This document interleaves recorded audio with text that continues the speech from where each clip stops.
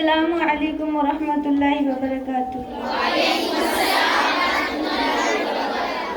نحمده ونستعینه ونستغفره ونؤمن به ونتوکل علیہ ونعوذ باللہ من شرور انفسنا ومن سیئات اعمالنا، من يهده اللہ فلا مضل له ومن يضلله فلا هادی له، ونشهد أن لا إله إلا الله وحده لا شريك له، ونشهد أن محمدا عبده ورسوله۔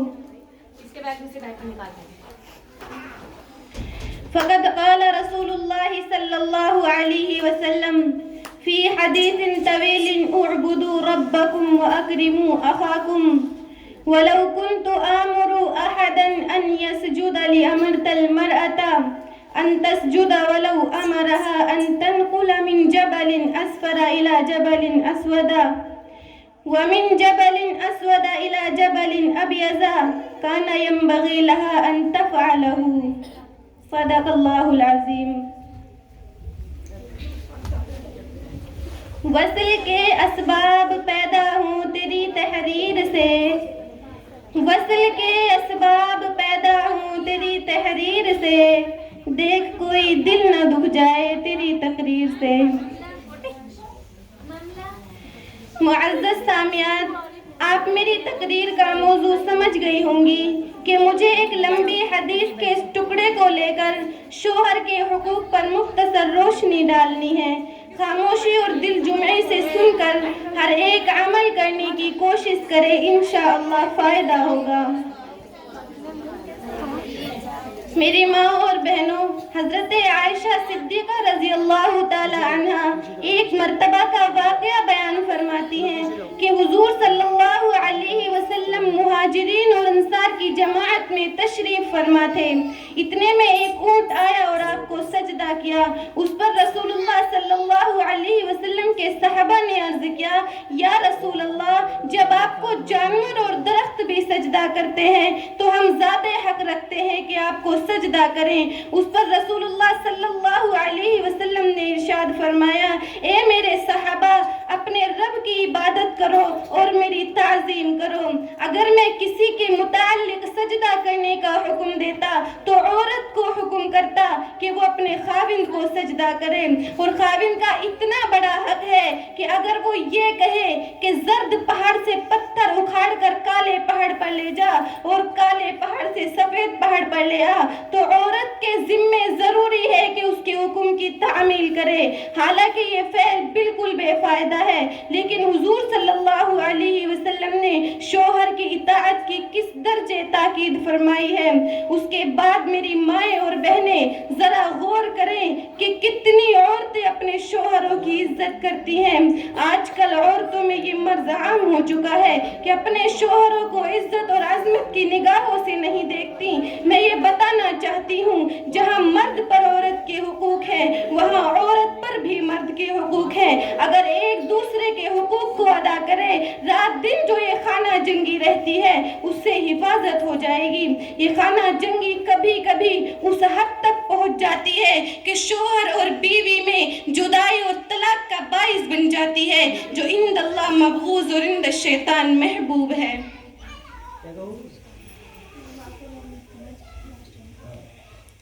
یہ گھر میں بگاڑ کیوں آیا؟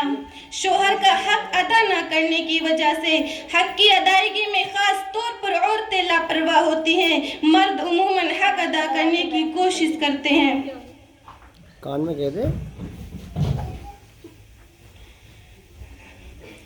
مرد عموماً حق ادا کرنے کی کوشش کرتے ہیں۔ میری ماں اور بہنوں، یہ یاد رکھنا کہ شوہر کی اطاعت اور فرما برداری کو اپنا نصب العین بنا لو۔ ایک جگہ حضور صلی اللہ علیہ وسلم نے ارشاد فرمایا، المرأة اذا صلت خمسها وصامت شهرها وطاعت بعلها تدخل من ای ابواب الجنہ۔ جس عورت نے 5 وقت کی نماز پڑھی، رمضان کے روزے رکھے اور شوہر کی اطاعت کی، وہ جنت کے جس دروازے سے چاہے داخل ہو جائے اس کو اختیار ہوگا۔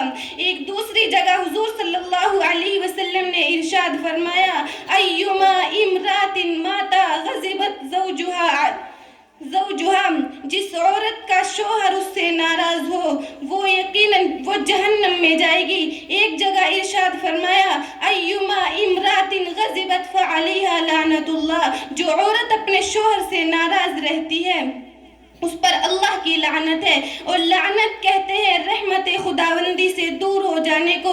ایک حدیث میں صرحاً حضور صلی اللہ علیہ وسلم نے عورتوں کو نصیحت کرتے ہوئے فرمایا انظری فانما هو جنتک ونارک، اے عورت دیکھ لے یعنی خیال کر لے کہ تیری جنت اور تیری دوزخ تیرا خاوند ہے، یعنی خاوند کی خوشی کی وجہ سے عورت جنت میں جائے گی اور خاوند کی ناراضگی کی وجہ سے عورت جہنم میں جائے گی۔ میری ماں اور بہنوں، اس زمانے میں 80% عورتیں ایسی ہیں جو اپنے شوہروں کی عزت نہیں کرتی۔ کم سمجھی اور انجام نہ سوچنے کی وجہ سے بعض بیویاں ایسی باتیں کہہ دیتی ہیں جس سے مرد کے دل میں میل اور فرق آ جاتا ہے، کہیں بے منہ کے زبان چلا دیتی ہیں، کوئی بات تانے کی کہہ ڈالتی ہیں، غصے میں جلی کٹی باتیں کہہ دیتی ہیں جس سے مرد کو سن کر خواہ برا لگے۔ دیکھو میری ماں اور بہنوں، یاد رکھنا جس عورت کا شوہر اس سے خوش نہیں رہتا اللہ تعالیٰ کے دربار خداوندی میں اس کا کوئی نیک عمل بھی قبول نہیں ہوتا۔ فرمایا حضور صلی اللہ علیہ وسلم نے 3 آدمی ایسے ہیں جن کا کوئی نیک عمل آسمان کی طرف نہیں بڑھتا۔ نمبر 1 بھاگا ہوا غلام جب تک وہ اپنے مالک کے پاس واپس نہ آ جائے۔ نمبر 2 وہ عورت جس کا شوہر ناراض ہو۔ نمبر 3 بے ہوش جب تک کہ وہ نشے کے استعمال سے توبہ نہ کر لے۔ ذرا سوچئے میری ماں اور بہنوں، اس عورت کا نیک عمل بھی قبول نہیں ہوتا جس کا شوہر اس سے ناراض رہتا ہو۔ ایک بات سوچ کر دیکھیے کہ خدا کی پناہ اللہ کی ناراضگی الگ اور پھر کوئی نیک عمل بھی قبول نہ ہو تو ہمارا ٹھکانہ کہاں ہوگا؟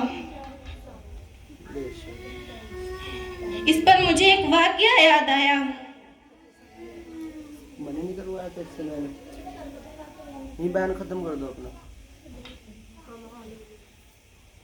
میں اسی پر اپنی بات کو ختم کرنا چاہتی ہوں۔ وما علینا الا البلاغ۔